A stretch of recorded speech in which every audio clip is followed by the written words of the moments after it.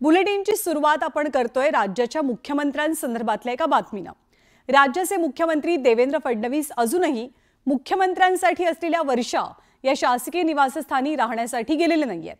2019 सालापासून त्यांचा मुक्काम असलेल्या सागर बंगल्यावरनच ते राज्याचा कारभार सांभाळतात। पण या मुद्द्यावरनं आता संजय राऊतांनी वेगळ्या चर्चांना तोंड फोडलंय। देवेंद्र फडणवीस वर्षा बंगल्यावर जायला राहायला का घाबरतायत? त्यांचं कुटुंब का घाबरतंय? तुम्ही त्या बंगल्यात अद्याप गेलेला नाही। तुम्ही रात्री तिकडे झोपायला तयार नाही आहात। तुम्हाला कसली भीती वाटते? काळी जादू आहे, मग आता ते खरून पाहणार आहेत, कुठं काय गाडलंय का?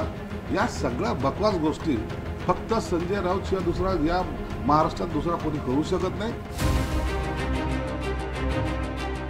मी देवेंद्र सरिता गंगाधरराव फडणवीस ईश्वर साक्षी शपथ घेतो की 5 डिसेंबर 2024 ला देवेंद्र फडणवीसांनी राज्याच्या मुख्यमंत्री पदाची शपथ घेतली।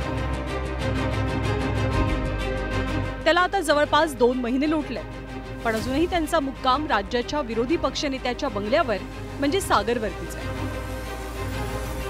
अशातच मुख्यमंत्री वर्षा निवासस्थानी राहायला का जात नाहीत यावर संजय राऊतांनी काही वेगळा संशय व्यक्त केला।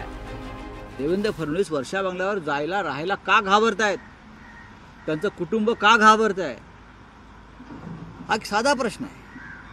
त्याच्यामध्ये मी असं म्हटलं का तिथे काय मिरच्या आहेत, लिंबू आहेत, अजून काय आहे? नाही, त्यांनी जायला पाहिजे। मुख्यमंत्र्यांचा अधिकृत बंगला आहे तो। तुम्ही त्या बंगल्यात अद्याप गेलेला नाही आहेत। तुम्ही रात्री तिकडे झोपायला तयार नाही आहात। तुम्हाला कसली भीती वाटते? काय तिकडे असं घडलं आहे, काय याआधी घडवलं आहे? हा महाराष्ट्राच्या जनतेसाठी चिंतेचा आणि संशोधनाचा विषय।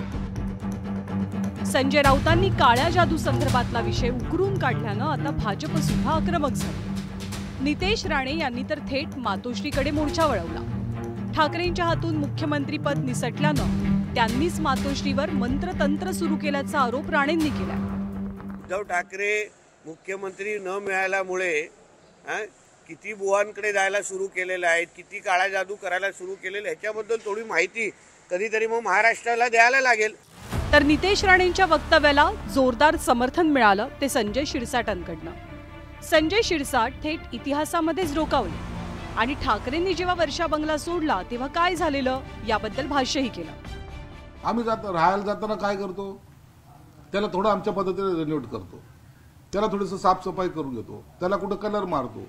या सर्व करायला थोडासा वेळ हा जातो आणि म्हणून त्यासाठी काळी जादू आहे, मग आता ते खरून पाहणार आहेत, कुठं काय गाडलंय का?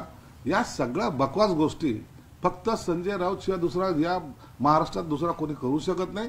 मला वाटतं अंधश्रद्धेच्या पायीच यांनी त्या उभाटाची वाट लावली। मुख्यमंत्र्यांनी वर्षा निवासस्थानी राहायला जाण्यावरनं रंगलेल्या वादावर विजय वडेट्टीवारांची भूमिका टार्गेट शिवसेना होती, पण टीका करताना त्यांनी ठाकरेंची सेना आणि शिंदेंची सेना यात कोणताही भेद केला नाही। हे सगळेच काळू जादूवाले असतील, एकमेकाचं माहीत असेल। आता सगळे ज्या बरोबर राहिले त्यामुळं रामदासजी कदम असू देत किंवा उद्धव ठाकरेजी असू देत किंवा एकनाथ शिंदेजी, हे सगळे शिवसेनेचे मोठे नेते राहिलेले आहेत। त्यामुळं काळी जादू, पांढरी जादू हे सगळ्यांनाच अनुभव आहे असं माझं मत आहे। खरं तर देवेंद्र फडणवीसांनी वर्षा निवासस्थानी मुक्कामी कधी जावं हा त्यांच्या वैयक्तिक निर्णयाचा भाग आहे। 2022 साली सुद्धा उपमुख्यमंत्री पद मिळाल्यावरही त्यांनी विरोधी पक्षनेत्याचं निवासस्थान सागरवर राहण्यासच पसंती दिली होती। पण ज्या महाराष्ट्रात अंधश्रद्धा विरोधी कायदा अस्तित्वात आहे तिथेच कुणी कुठे राहावं यावरनं तंत्र मंत्र आणि काळी जादू यावरनं राजकीय चर्चा रंगल्याचं दिसतंय। Bureau report, news 18 Lokmat.